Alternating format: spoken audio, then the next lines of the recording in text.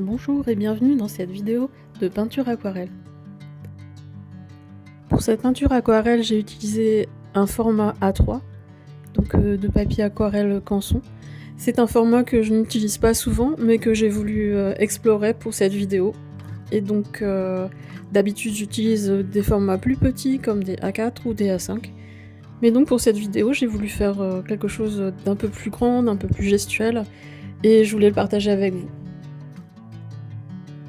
Cette peinture représente un petit personnage dans un environnement naturel fait de végétaux, de plantes, de fleurs, sont des sujets que j'aime beaucoup. La palette de couleurs que j'ai utilisée était intentionnellement réduite, je n'ai utilisé que 7 couleurs. Et souvent je conseille de n'utiliser pas trop de couleurs en fait, sinon ça devient vraiment une sorte de feu d'artifice qui part dans tous les sens. Utiliser moins de couleurs, c'est souvent plus facile à gérer. Et déjà, avec rien que 3 couleurs, on peut déjà faire tellement de teintes. Donc 7, c'est déjà beaucoup en fait.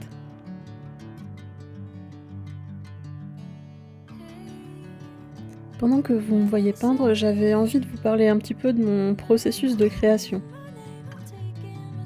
Alors déjà, pour commencer, en premier, avant de peindre quoi que ce soit, déjà, j'ai une idée à peu près de ce que j'ai envie de peindre, que ce soit une idée visuelle ou pas forcément, ça peut aussi partir d'une émotion, d'un sentiment. Donc dans un premier temps, voilà, j'ai cette idée qui me vient en fait d'un peu partout, de ce que je regarde, de ce que j'entends, de ce que je vis. En général, j'essaye de noter mes idées. Dès qu'une idée apparaît, je la note dans un carnet.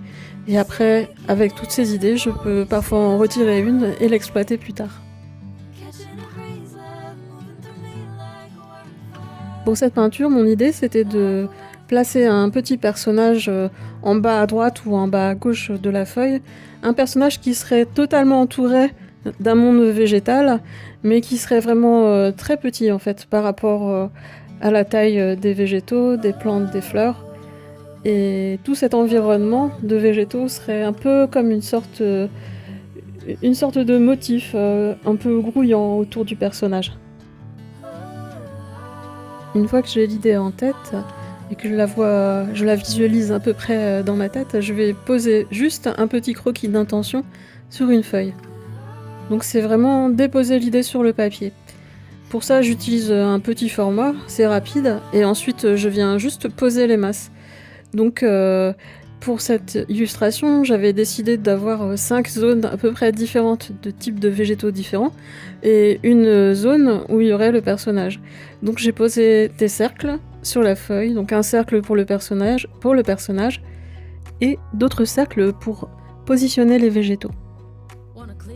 Une fois que mon idée est sur le papier, je pars en exploration pour rechercher des modèles pour chaque élément que j'ai voulu positionner dans mon illustration. Donc là, j'avais quelques modèles de végétaux à chercher.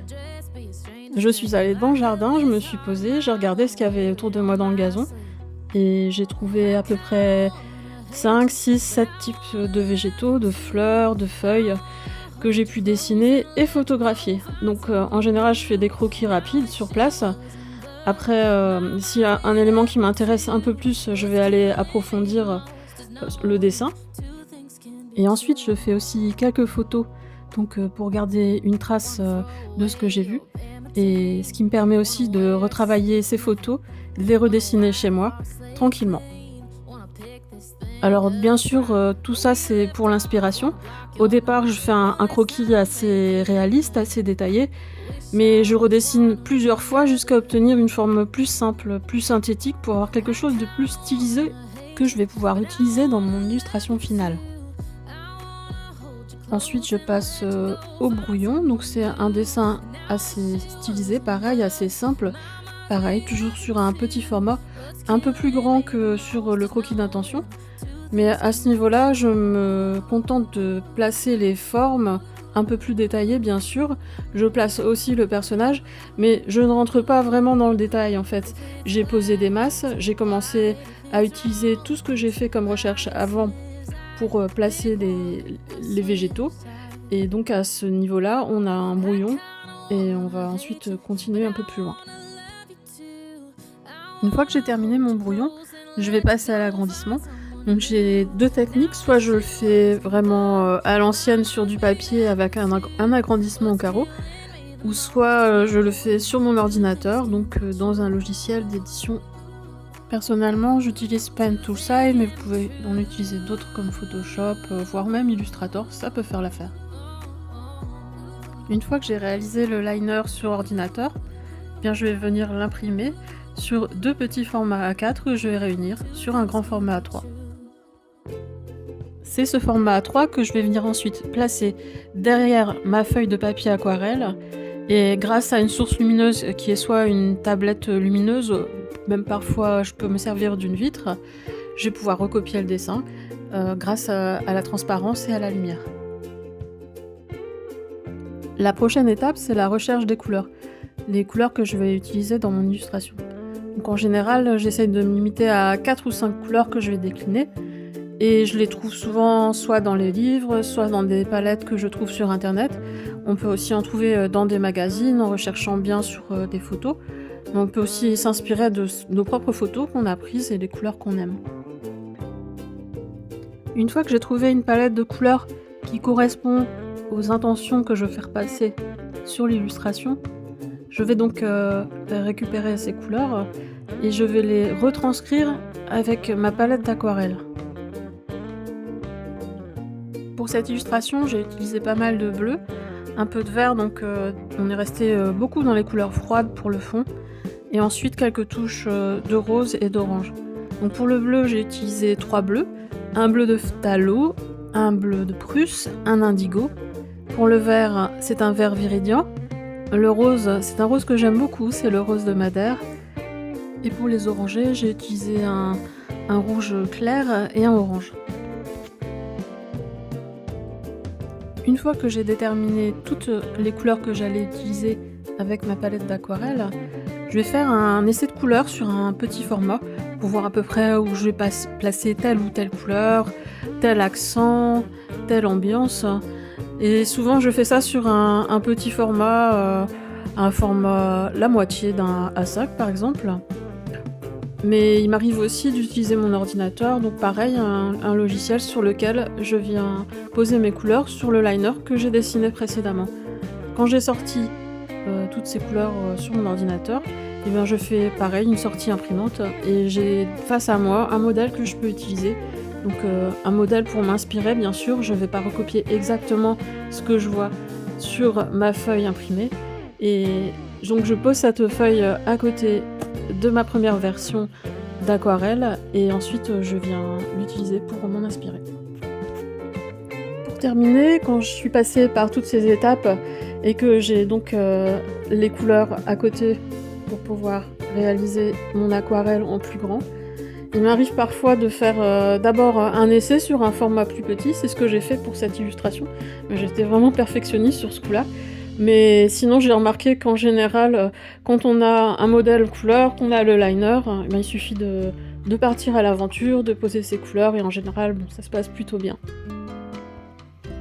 Alors voilà, je vous ai expliqué à peu près tout mon processus de création pour créer une aquarelle grand format avec plusieurs éléments, pas seulement un objet sur fond blanc, ou un personnage sur fond blanc, mais là vraiment un personnage qui est englobé de tout un décor, tout un univers, et qui crée une ambiance colorée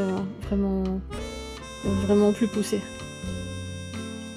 J'espère que avoir partagé mon processus de création, ça va vous donner des idées, peut-être même pour créer votre propre processus.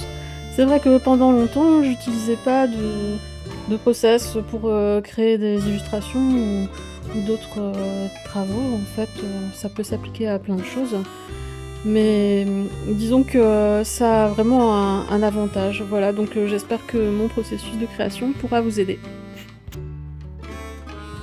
Par rapport à cette vidéo, voici quelques techniques que j'ai utilisées. D'abord, je voudrais parler un peu du drawing gum. Dans cette illustration, plus particulièrement, je l'ai utilisé sur quelques zones pour vraiment garder les blancs. Il y avait des fleurs en fait que je voulais vraiment garder très très blanches avant de poser le fond. Donc j'ai utilisé du drawing gum sur ces zones. C'est vrai que c'est assez utile quand on a un fond très coloré et qu'on veut garder quelques zones qui doivent rester très très blanches, même si on les retravaille par la suite. Ça permet en fait de poser un fond plus librement que de devoir contourner certaines zones qui seraient peut-être un peu plus complexes. Alors le drawing gum que j'ai utilisé pour cette illustration, c'est un drawing gum de la marque Tombow. Franchement, je suis tombée là-dessus il y a pas longtemps, c'est vraiment super pratique. C'est dans une sorte de tube et quand vous appuyez dessus, vous faites tomber quelques gouttes sur la palette. Donc vous n'avez pas à le chercher directement dans le pot avec un pinceau, ce qui est plus pratique. En plus, dans certains pots, franchement, l'odeur, elle est super désagréable.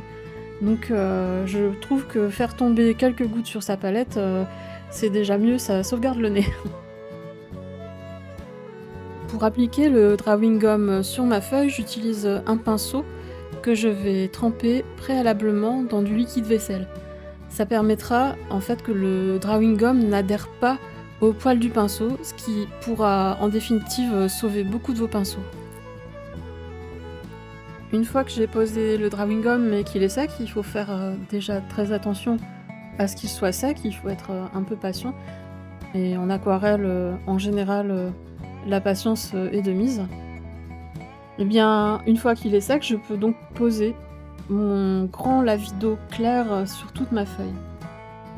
Enfin, je dis un lavis d'eau clair, mais en général, je viens le teinter légèrement, mais vraiment très légèrement. Là, j'ai utilisé un peu de bleu, vraiment très peu de bleu pour le teinter. Et ça a un avantage en fait de teinter son lavis, c'est qu'on voit exactement où on a posé l'eau sur la feuille. Ce qui fait qu'après, on n'a pas de zone qui reste sans peinture.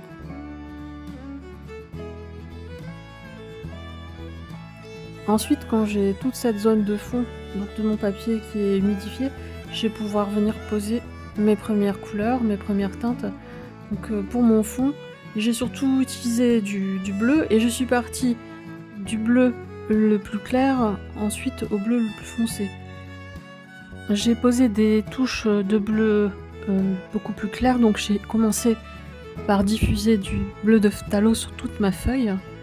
Et ensuite, aux endroits où ça commençait à devenir plus sombre, plus foncé, je suis venue chercher du bleu de Prusse et j'y ai déposé aussi quelques pigments à droite et à gauche, là où je voulais vraiment des endroits plus foncés sur mon fond. Et ensuite, quand tout ça s'est bien diffusé, aux endroits où je voulais que ça soit beaucoup plus clair, c'est là que je viens faire des retraits, donc avec un papier, en général un papier essuie-tout que je viens utiliser pour faire des retraits de blanc, là où ça m'intéresse. Pour finaliser, je viens poser des pigments plus foncés, comme du bleu de Prusse, voire un peu d'indigo, aux endroits les plus foncés, et je laisse la peinture se diffuser naturellement. Ça a quelque chose de très apaisant de regarder le pigment qui se diffuse dans l'eau. Franchement, c'est une expérience vraiment une expérience de détente. Regardez la couleur qui prend différents chemins, qui se perd, qui ne va absolument pas du tout là où vous auriez envie qu'elle aille.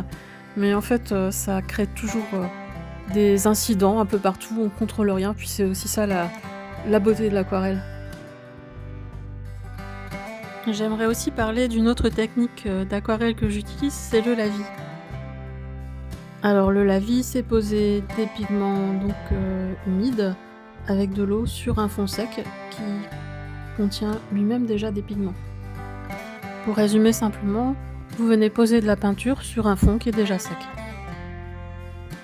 J'adore cette technique parce qu'elle permet de superposer les couleurs. Quand vous venez poser une première couleur sur une deuxième couleur, eh bien la première couleur, elle va être influencée par celle qui se trouve en dessous.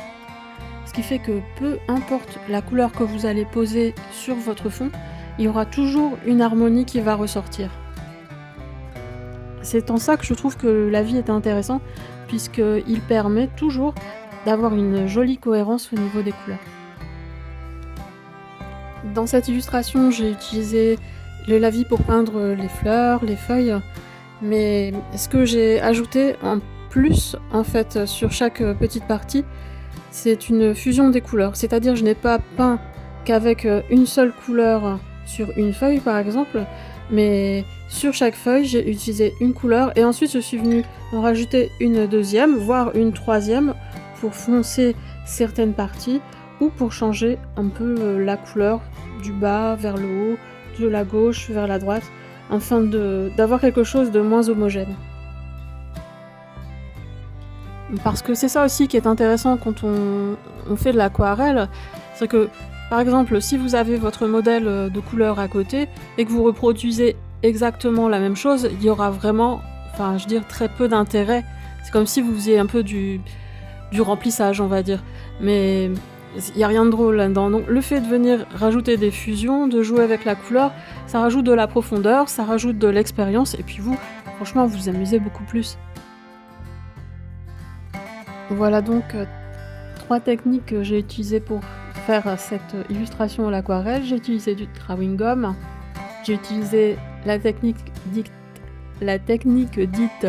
humide sur humide, donc un fond humidifié avec de l'eau légèrement colorée, et ensuite on vient déposer différentes zones de couleurs avec d'autres pigments. Et la 3e technique que j'ai utilisée, donc c'est le lavis. J'espère que vous avoir expliqué ces techniques vous apportera quelque chose et que vous aurez aussi, de votre côté, envie de les utiliser dans vos propres illustrations, dans vos propres créations. Quand il s'agit de créer une illustration, on a tous nos sujets préférés. Et parfois, on se demande « mais qu'est-ce que je vais bien pouvoir peindre ?» Parfois, le plus simple, c'est simplement de regarder ce qu'on a autour de soi, observer les objets du quotidien, ce qui nous entoure, sortir, regarder la nature, faire un tour, enfin respirer un coup, et puis parfois l'inspiration, ça peut venir de pas grand-chose. Il y a aussi ceux qui nous entourent, les visages familiers, la famille. Vous pouvez faire poser une personne de votre entourage. Parfois, un simple croquis ne prend pas plus de 5 minutes. Donc, vous profiterez d'un moment agréable avec la personne et vous pourrez aussi lui offrir votre croquis. Si on réfléchit, en fait, il faut pas réfléchir longtemps. Les sujets, il y en a partout qui se trouvent autour de nous. Il suffit de regarder et puis d'en attraper un. Vous pouvez aussi vous inspirer d'artistes que vous appréciez particulièrement. Vous pouvez même voir recopier leurs œuvres pour apprendre des choses. Je l'ai fait souvent et franchement ça m'apporte pas mal de choses. Ensuite, quand vous avez appris et ressenti auprès de l'artiste qui vous plaît, vous pouvez réintégrer les éléments que vous avez donc appris dans vos propres peintures. Ça peut être une technique, pourquoi pas. Ça peut être quelque chose que vous avez ressenti en regardant la peinture. Ça peut être même un élément de la peinture que vous avez transformé, que vous avez intégré et que vous faites avec votre propre ressenti, de votre propre manière. Vous pouvez partir d'un mot, vous pouvez partir d'une phrase que vous avez entendue, vous pouvez partir d'un film, d'un livre, d'une bande dessinée que vous avez lue. En fait, il y a tellement de choses que vous pouvez exprimer et dessiner que je pense qu'il y a toujours un sujet quelque part qui se balade pour vous. Vous pouvez tirer un mot au hasard dans un livre, dans un dictionnaire. Vous pouvez essayer de vous rappeler de vos rêves. Vous pouvez partir aussi en totale improvisation. Vous pouvez partir dans l'abstraction. Bref, ce que je veux dire en fait, c'est surtout, il faut vous amuser. J'espère que ces quelques pensées vous auront apporté un peu d'inspiration, pourquoi pas quelques idées de sujets à peindre. En tout cas, pour ma part, j'ai remarqué que tout au long des années, il y avait vraiment des sujets qui revenaient vraiment particulièrement. Je sais par exemple que j'adore peindre les éléments de la nature, les animaux, tout ce qui est du domaine de l'enfance. Ce sont des sujets qui m'inspirent beaucoup. J'aime aussi peindre ce que je vois autour de moi, dans des carnets. Garder une trace de ce que j'ai fait pendant ma journée, garder une trace d'un voyage, un carnet que je pourrais rouvrir plus tard et ressentir, en voyant un dessin, les émotions que j'avais sur le moment où j'ai dessiné, ce que je ressentais pendant le voyage. C'est un peu comme un album photo où on se replonge dans nos souvenirs. Je vous encourage aussi à créer des carnets où vous viendrez faire de petits dessins, des gribouillages, vous viendrez vous lâcher, dessiner ce qui vous entoure et aussi dessiner d'imagination, pourquoi pas. Enfin, ce n'est pas le résultat qui compte, ce qui compte c'est ce que vous faites sur le moment et surtout le plaisir que vous prenez à dessiner.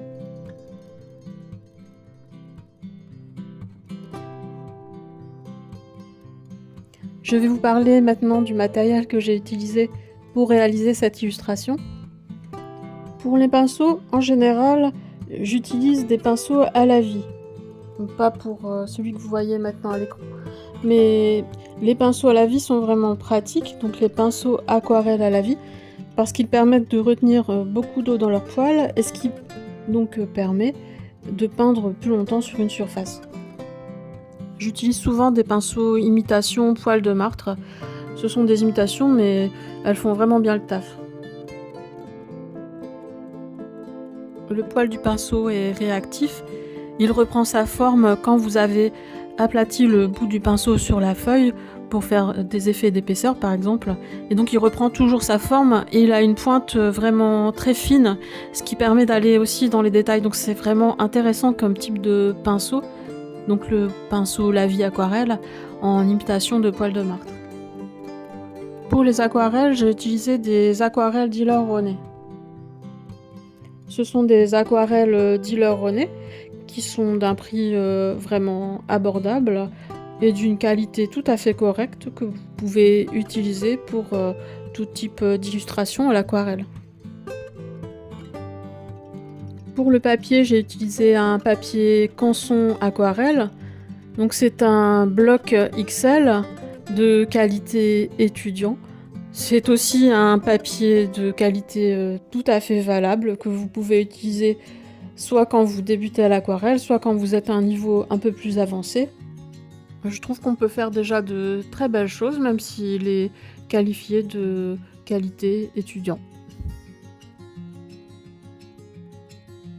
Et voilà, j'espère que toutes ces expériences sur l'aquarelle vous auront apporté quelque chose, voire vous inspireront pour la suite. Je suis heureuse d'avoir partagé avec vous la réalisation de mon aquarelle et j'espère vous retrouver bientôt sur mes réseaux. À bientôt pour une prochaine aquarelle!